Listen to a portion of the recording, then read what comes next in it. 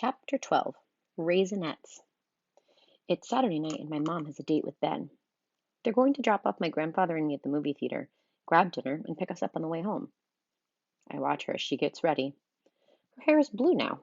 She changed it a few days ago, and when my grandfather saw it, he shook his head and asked if she was working for the circus. How do I look? My mom asks me. She models her outfit: a purple skirt, a silver sequined top, a wide black final belt, and tall pleather boots. Sometimes it's a little hard having a mom who's hipper than you are. Great. The doorbell rings and my mom says what she always says. Tell Ben I'll be down in a minute. Ben is standing on the front porch with a bouquet of carnations. Even though he and my mom are way past the flower stage, he brings her flowers every time they have a date. I think it's sweet. How's it hanging? He asks, which is what he always asks.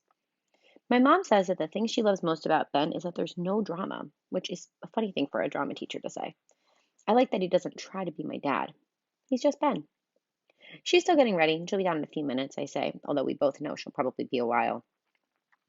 Ben's eyes crinkle as he says, half jokingly, I'd wait for your mother forever.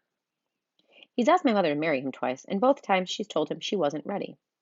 I once overheard her tell Bernadette she was scared of making a mistake again. My grandfather walks into the hall and gives Ben an icy look. In addition to his usual polyester pants and button-up shirt, he's put on a crimson tie. He's told me he always dresses up when he goes to the movies. You must be Ellie's cousin, Ben says. Melvin, right? I'm Ben. My grandfather doesn't say anything. He just gives Ben a hostile look. Ben nods at my grandfather's tie.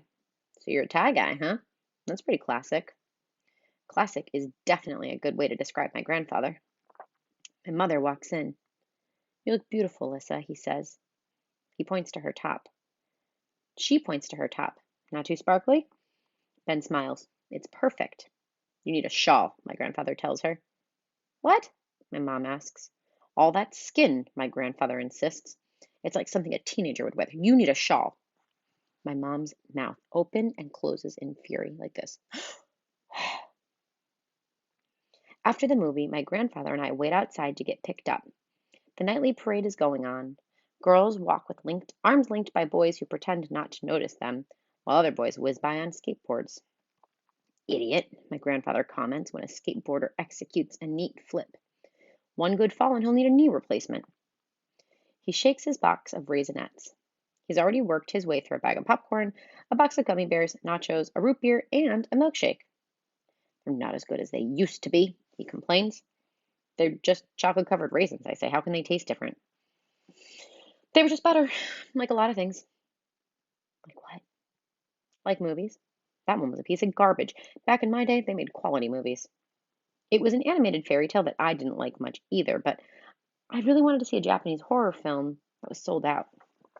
I like scary films. I am not a big fairy tale fan, mostly because I always wonder about the after part of Happily Ever After. Like in The Three Little Pigs, what happened after the third pig cooked the wolf in the pot? Did he hold a funeral and let the wolf's friends know? Or with Cinderella? Sure, she got the prince, but what about the stepsisters? They were still her family. Did she have to see them at Thanksgiving dinner? Talk about awkward. Looks like Halloween is early this year, my grandfather says, gesturing to a group of goth boys standing in line. I find myself looking for Raj, but he's not there. A sweet old lady pushing an equally elderly man in a wheelchair passes us. The man is hunched over and holding a cane. He's wearing dark polyester pants, a button-up shirt, a navy blue blazer, and loafers with dark socks. He's dressed just like my grandfather. Did you see that, Ellie? Growing old is a terrible disease. Things you take for granted you lose. Your ability to walk, your vision, your hearing, even being able to go to the bathroom. Huh? He gives me a knowing look.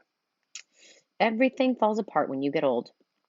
Believe me, you don't even want to know how many times I used to get up during a night to go pee. I nod my head in agreement, but that is just way too much information. That's not even the worst of it, though.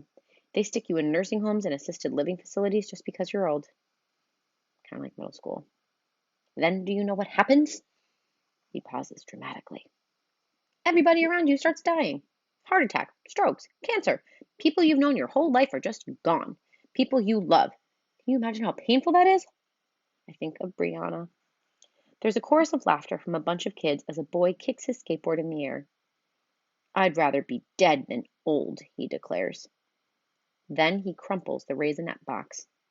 I'm still hungry, he says.